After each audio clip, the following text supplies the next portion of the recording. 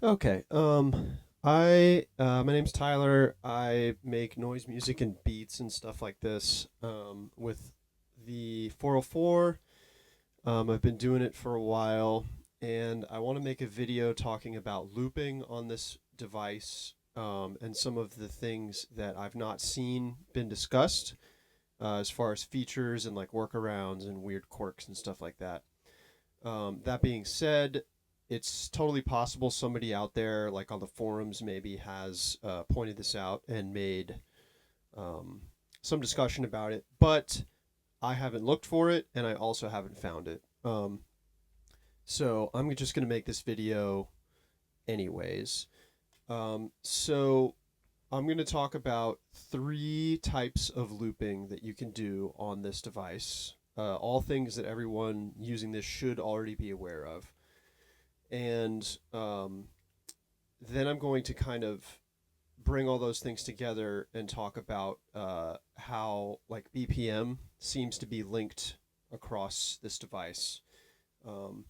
And I can sort of make a comparison to the MK2. I do have one of those, and it functions very differently from this box, which should be obvious. But yeah, just the differences are huge. And so I'll kind of like briefly touch on those differences as well. Although I must admit I'm not very experienced on the MK2 yet, because I was pretty disappointed that some of the features I'll discuss here have been removed on the newer stuff. I've also not used an SX or the other 404 models that are similar to that, so maybe those have some of these features as well. But anyways, this is just going to be a video talking mainly about looping on the SP-404, the original. So first thing I'm going to talk about, oh, and also I am holding the mic in my hand while doing this, so might be a little awkward, but anyways. The first type of loop is pretty simple. It's just looping a pad. Everybody should know about this. So I have all my pads set up to be gated and also looping. So if I want them to trigger, they trigger. And if I want them to loop, I trigger it and then press hold. And this is just some random thing that I made yesterday. There you go. We've got a pad, it's active, and it's looping. Cool. The only other real thing you can do with this, aside from like apply effects, you can edit your start and end times in real time, and you can also edit the BPMs. So I'm going to focus on the BPMs here, and basically it works how you would expect. It speeds up, it slows down. Pretty simple. I don't believe tap tempo works on pad looping like this. I'm pretty sure the tap tempo only works for patterns. We'll get to that later though. So I'm just going to turn that off. Pretty simple. Everybody should know about this. If you're doing live performance and it's like effects heavy, you'd probably do some type of pad looping and apply effects to your looped pads as you go to kind of create a performance. So this pad 12 that I just had active is like a little loop that I made with the other pads on this bank here. So the next thing you can do with pad looping is, of course, stack multiple pads. So I'm just going to go ahead and do that.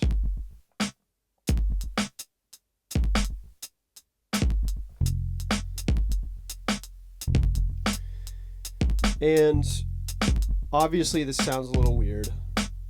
It's because all these pads have their own automatically assigned BPM. When I recorded these, I intentionally left space after the initial sound so that we could have this sort of spaced out looping effect. So you can stop here if you don't really care all that much about being on the grid, which for me, this is one of the more interesting things. that you can do on this device. I kind of think of like Steve Reich and like the phasing music that he did, like BPM and tempo phasing.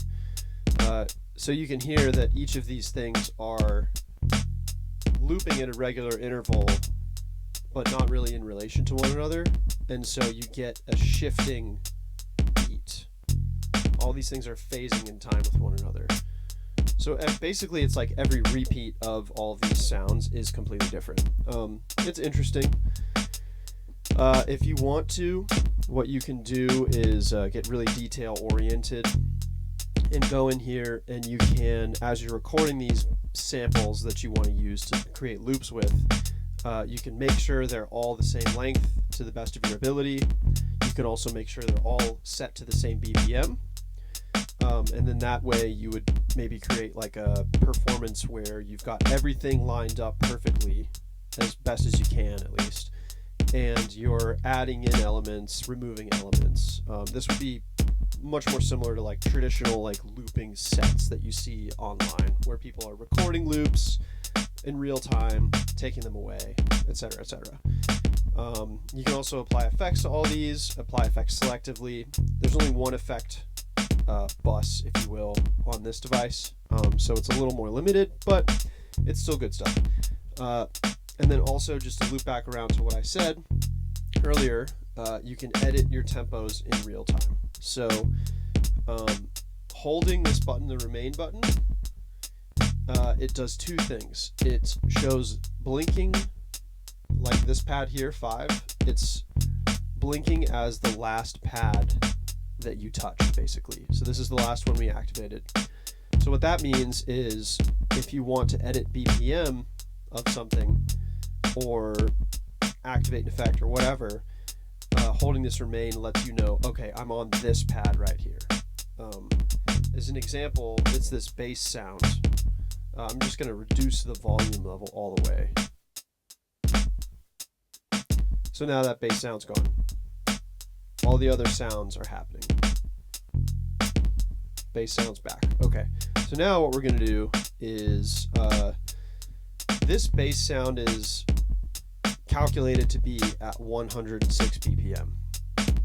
I don't know how this thing does it. I don't know if it has anything to do with the length of the pad or the length of the loop on the pad. I don't know if it hears it and it tries to calculate stuff. I would imagine it has something to do with the length of like the audio sample on the pad. And Roland's 404 just kind of tries to figure something out. So this one's at 106. So let's hold remain and look at this pad 3, which appears to be at a BPM of 166. So I'm going to go ahead and bring that down, if I can, to 106 so it matches the bass. Now, this sounds a little more comprehensible than what was just happening earlier. It's a little better. I will say, if you're doing this without taking heed to like the actual length of the audio files you're putting in here, you'll find that these BPMs don't actually cause pads to line up when using this technique. Again, I don't know exactly how to explain how this works, but it just doesn't quite work that well. Let's turn this off. Sorry about that. So now I'm just going to go over to this. So pad 3 is a hi-hat sound. Pad 2 is our like snare sound. I'm just going to make that go to 106 as well.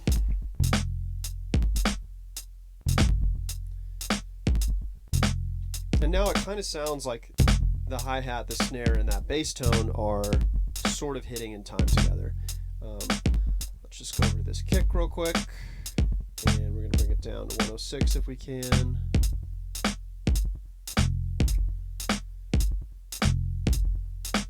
Okay, and so now we've sort of aligned everything to work with this bass by editing the BPM in real time per pad. If you wanted to get rid of like a sound, you would just tap it. It's no longer looping. Cool.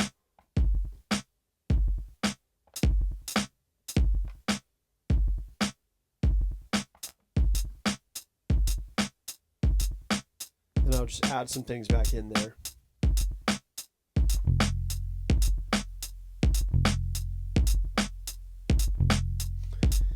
And if we let this play for a while, it kind of sounds like it's all aligned together. Eventually it would sort of start to phase again because, like I said, I didn't make these like trying to make the audio files in them the same lengths. And you can already hear it happening. It's sort of like shifting a little bit. So that's really all I had to say about pad looping. And then again, there's pad loop phasing, where you're applying the hard looping to various pads with different BPMs, causing like a phasing effect, a rhythmic phasing. Really, unless you're very good at getting precise loop lengths, you're just going to have to do that anyways. And I mean, you can still hear it happening in the background. It's still phasing. The beat is still changing. Yeah, so stacking pad loops, that is method sort of number one, and also just having a normal loop of your pads and the audio file on the pad.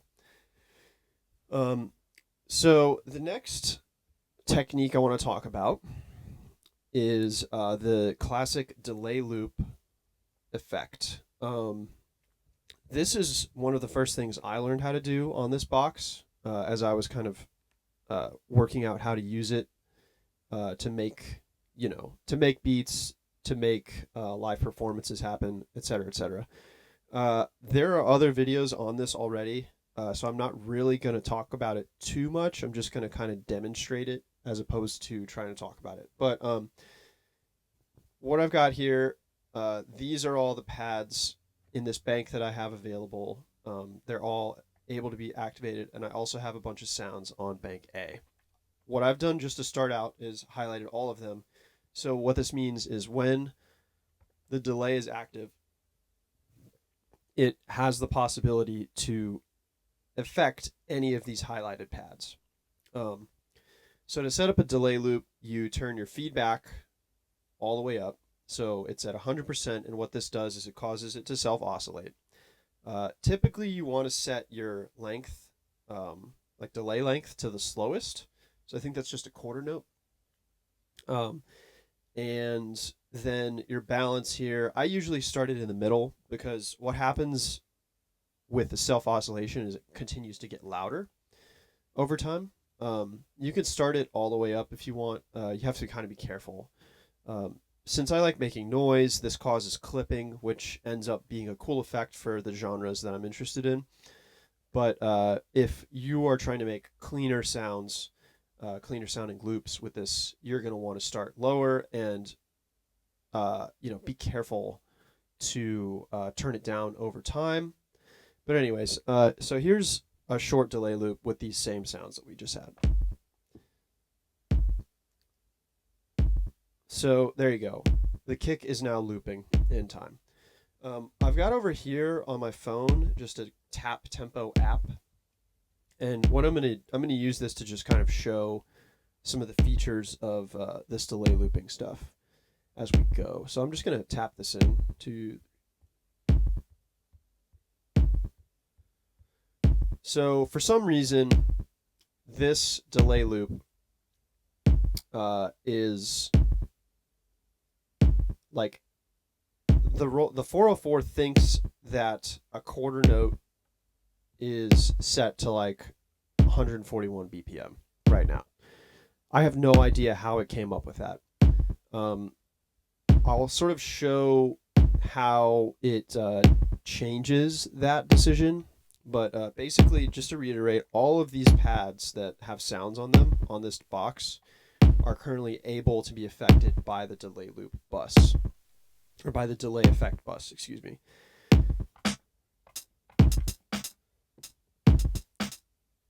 So, there you go, delay loop.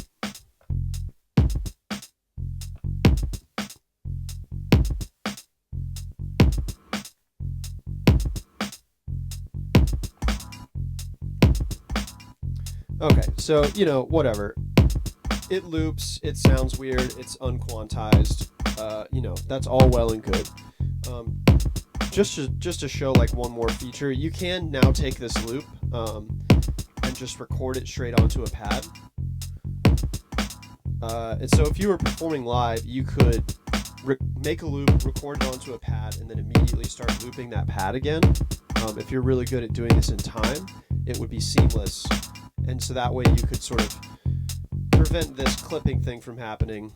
You could get a good loop and then affect the loop, etc., etc. So you can hear both.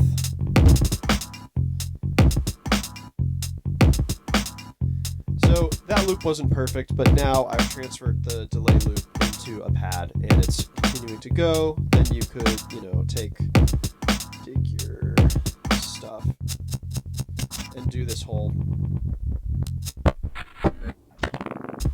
you know, whatever, who cares? So that's the basics of a delay loop. What I want to show now is how the delay loop has some weird things going on. So I'm going to move over to bank A. I'm going to highlight this pad right here, and I'm just going to make sure that no other pads are highlighted. So we're on bank C.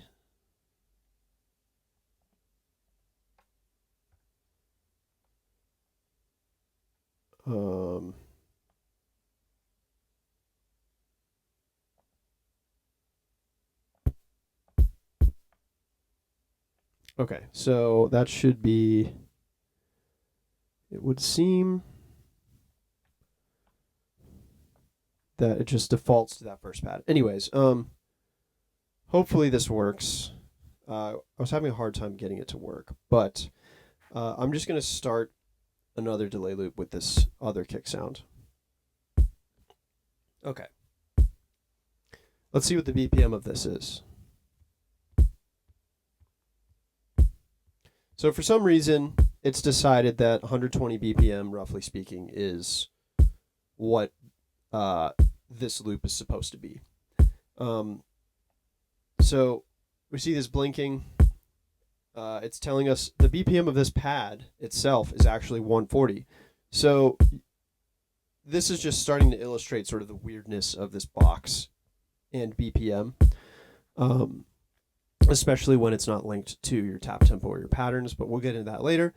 So right now we've got a loop.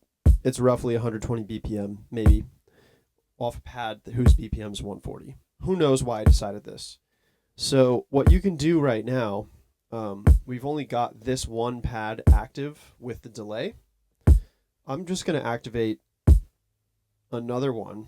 So when I highlight this, this means now pad 9 can be affected by the delay when pad 9's like actually triggered. Okay, and so this was a weird one. I'm going to have to demonstrate this a couple times because it's kind of, it doesn't really, I don't understand how it works or why it works. But theoretically, we still have a delay loop happening. I'm just going to restart and try to illustrate this again. But basically, what I just did, I did not activate a pad. I didn't trigger any new sounds.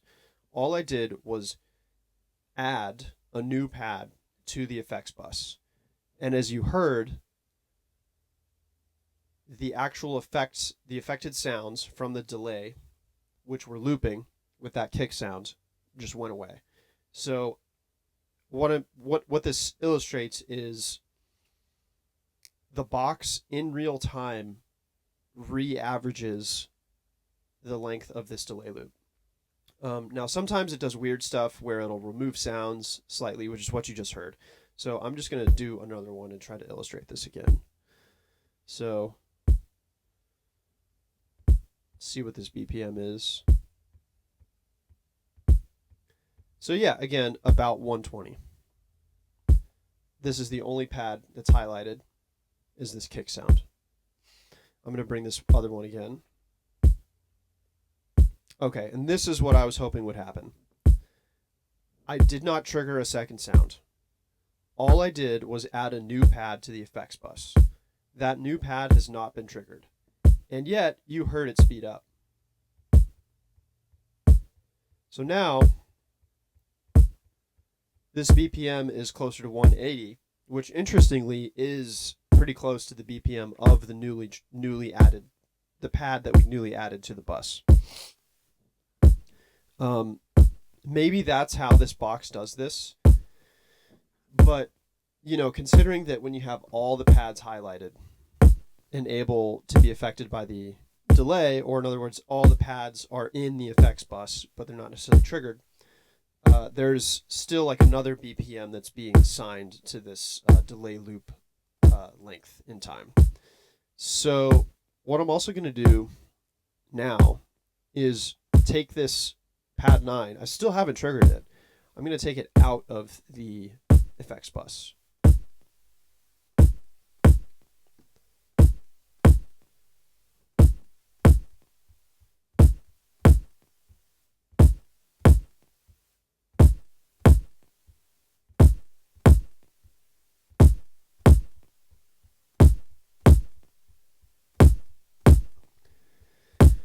So we're getting a new BPM somewhere around like 170. So it's slowed down again. And if you're well versed in music theory, you'll actually hear that now instead of like a potential 4/4 beat, we have a 3/4 beat. 1, 2, 3, 1, 2, 3, 1, 2, 3, 1, 2, 3. You know, I'm just choosing the one arbitrarily. But anyways, but again, all I didn't trigger any new sounds. I didn't edit any tempos manually. All I did was add a pad to the effects bus and then removed it. I'm going to add it back in again.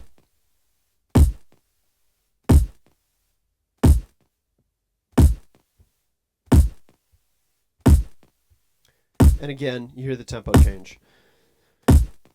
So I have no idea why this happens. It's just an interesting feature of this box. It adds to the potential for unquantized beats, which to me is a benefit for the sort of sounds that are interesting to me.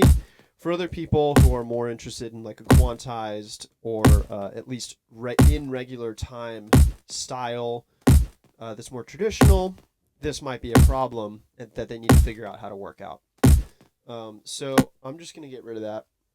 Again, this is just a strange feature. If somebody knows why this happens, please let me know. I just think it's just the box just has some algorithm in it where it just tries to figure out a BPM, so it's got something to latch onto for the delay. Pretty straightforward. So, what I also wanted to try here is activating a loop and editing the BPM of a pad that's in the delay bus. So I'm just going to start again with this kick. I'm going to turn this up a little bit so we can hear it. So we've just got this kick in the bus and it's looping.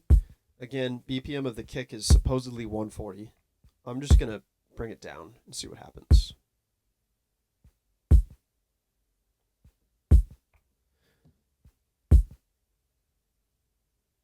Ouch. Okay, I just accidentally deleted our loop.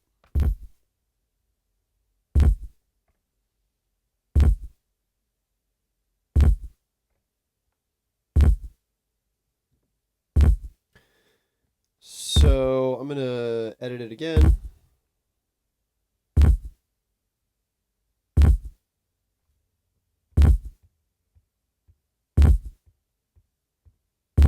And I'm just kind of scrubbing the BPM of this pad around. And it's staying relatively close to 120. I don't think it's changing at all.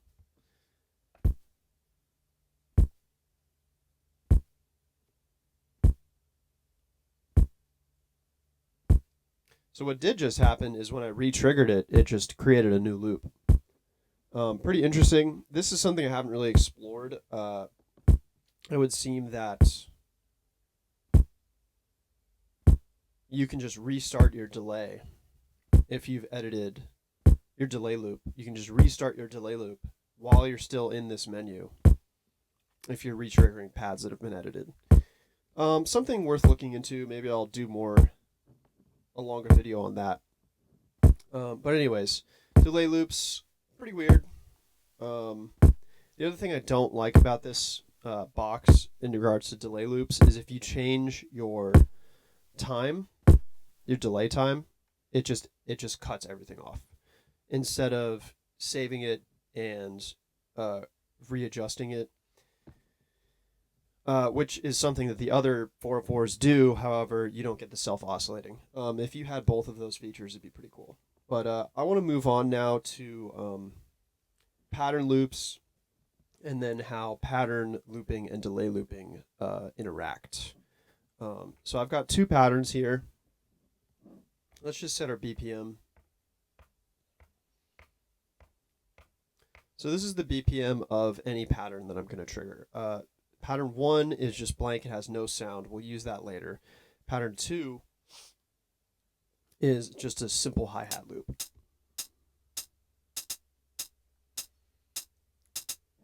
So we're just going to let that continue to play.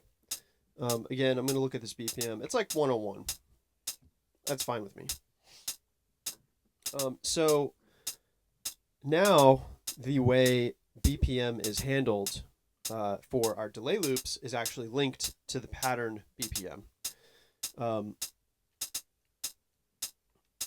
So what I'm going to do, I'm going to go over to this group. We've got a kick and a snare sound that are in the effects bus. I'm going to activate the effect, feedback, set it all up.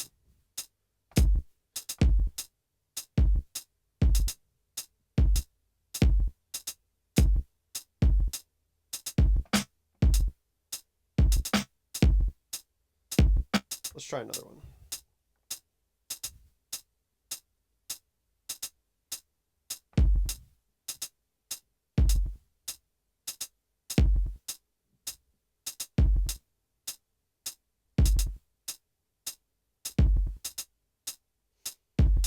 So it is phasing a little bit.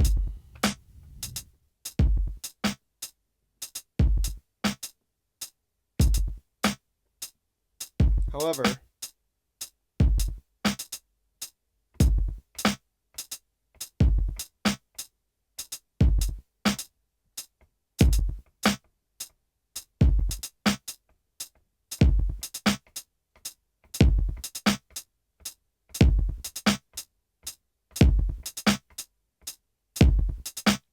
now it's not phasing. So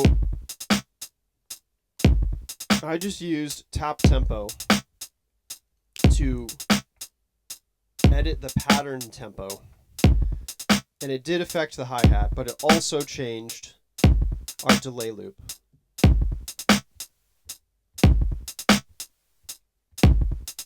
So now we've got a single source of BPM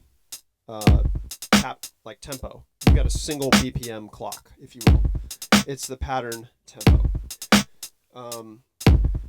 So the tap tempo is pretty cool to use in live situations, because you can just sort of, as you saw me do, you can just actively edit things similar to the pad loop stacking and align things in real time. I like doing this a lot. It helps with like transitions, and I also use a secondary looper after the SP-404, which allows me to like grab a loop. I could like halftime it, and then I could like do some like weird meter stuff where I'm like tap tempoing our beat on the 404 such that it like goes halftime, or it goes double time, or it goes like 3/4 time and stuff like that. So you get like much more interesting like beat tempo transitions and stuff. So again, this was all just with the tap tempo. You can also just edit. You can just scrub the BPM. And what I mean scrub, I mean just like use the knob to dial it in. You can just scroll through all of your BPMs. I think it goes from 200 as a max to about 40. The problem with this is these knobs here as soon as you touch them, they will default to whatever value they're closest to currently. So you'll see that this knob's maxed all the way out. As soon as I touch it, it's just going to go straight up to like a super fast tempo. Now that's not super ideal, but for effect, especially in like the genres that I like, noisier stuff, you know, music that doesn't necessarily care about the grid, so to speak, this might be fine. Also, you have to watch out if you're doing this, if you're just using the knob to scroll through BPMs, you'll hear that it actually causes glitched out artifacts in the sample.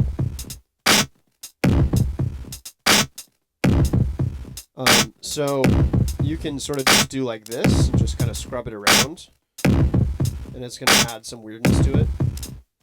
You can do it slowly as well.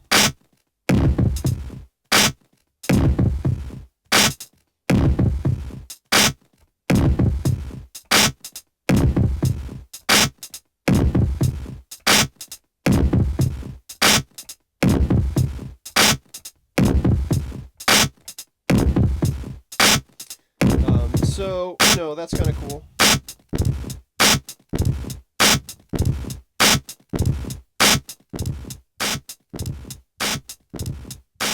So yeah, that's really all I wanted to highlight with this. As an example, that's how all that stuff works. So I'm just gonna reset everything. And what you can do if you don't necessarily want to have any elements that are linked to a grid. So like in that last example, we had pad 2 linked to the grid, quote unquote. You can just have a blank pad, which is something that I like to do a lot. So right now I have this, I'm just going to bring this, actually we'll leave it at 200. I've got this pattern active, and all this pattern is doing is activating a silent pad on a regular interval. So the only reason to do this is to have some kind of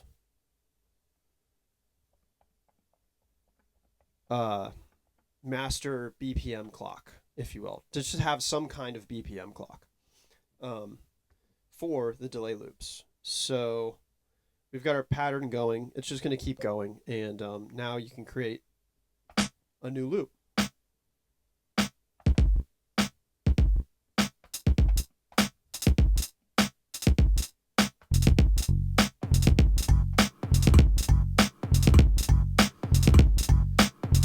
So we've got a delay loop here.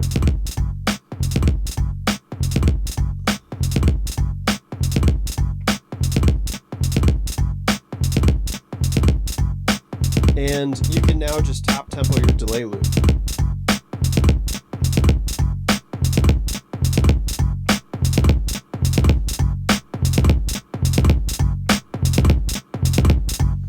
And as you can see, it gets pretty weird pretty fast. Again, this is pretty appealing to me. To other people, this might not be so appealing. You think, what are you doing, man? I can't bob my head to this. Anyways, all I wanted to do with this is just demonstrate how you can use this pattern select technique to force a BPM onto your delay loops, and to, in essence, have something you're able to control those delay loops with. Because if you're not doing this, if you're just using just a straight up delay loop with no pattern selected and just like all of your pads in the effects bus, you have no way to control, like actively control the length of that loop, the BPM of that loop. You can't do anything. You're just beholden to the way the Roland SP-404 just averages and figures it out. So this, I think, is a pretty crucial technique if you're going to get into this stuff seriously. And again, I haven't really seen anybody talk about this. Maybe there are people out there, but I'm just gonna. As you can see, there's a little bit of that scrubbing effect, right? It's some kind of, you know, digital artifact. So yeah, I like that stuff. Then you could also just like change your patterns in real time with this as well. So I'm going to take the hi-hat out of the effects bus and I'm going to activate. Now we've got our hi-hat pattern happening in the background. I'm going to go back to the blank pattern, and then obviously you can add in other sounds using simple pad loops. So right now we've got a pattern. We've got a pattern happening, we've got a delay loop happening, and if you want to add some things that are completely unquantized to phase against what you've got set up here, you can just start stacking other pads. So I'm just gonna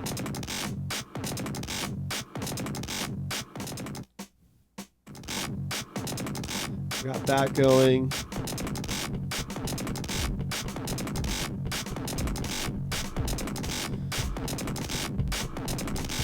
And then, you know, if you want to, you can try to take these pads that are sort of happening in time that are not linked to what your pattern's doing or what your delay loop is doing, and also edit those. So the last one I had was pad 11 that I activated. We're looking at about 100 BPM, so it's going here. Let's change it to about 100. Cool. Let's change this to 100 as well.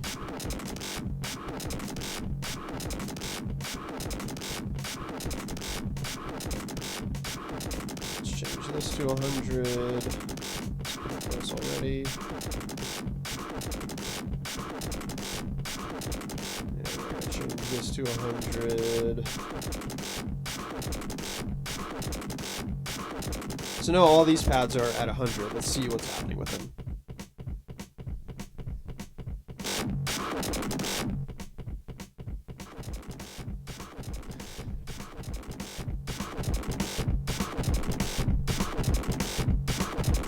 So yeah, to me it sounds like this is all lined up now. So so we've got three types of loops happening. We have stacked that have just pad loops.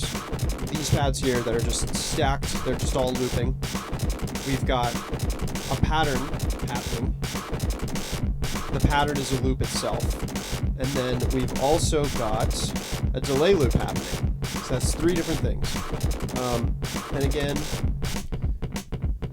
just to reiterate here, you can line them up using the pattern BPM, using the pad BPM. You can leave them completely unaligned. You would get more into like phasing rhythm territories there. Again, think of like Steve Reich with his phasing music, or you know, just other like atypical, you know, hip hop stuff or what have you. And you can either use the pattern BPM to change and affect the delay loop length or BPM or whatever you want to call it. You can totally not do that. Just create a delay loop without that.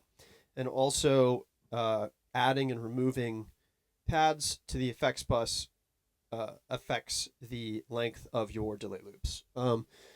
So yeah, I haven't seen anybody talk about this stuff. I also haven't looked into it that much. This is just kind of a video about techniques I've found while like performing live, and I typically just improvise random stuff, and also just practice and make music in that way. So, you know, let me know what you think.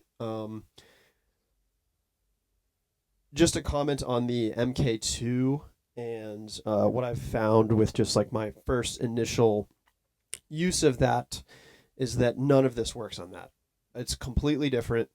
It would seem to me that the way BPM is handled is much more, what's the word? Compartmentalized. It would seem that the pattern BPM, the bank BPM, the loop BPM, they're all sort of like separate things that are held away from each other.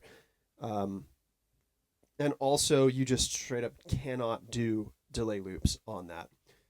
It sort of makes sense from like a feature perspective because obviously they just added the looper fairly recently and they probably want everybody to focus on that. But, you know, the delay looper is a very different it's a very different beast, especially when you are looking for something to self oscillate and distort over time. And especially when you want to be able to do the sort of like integrated approach to looping. So, you know, I really like this box and the way all this stuff works together. It really makes sense to me. I've used it a lot though, so maybe to somebody else this is just total nonsense. But anyways, let me know what you think. I hope that was helpful, interesting, or whatever. And that's all for now. Thank you.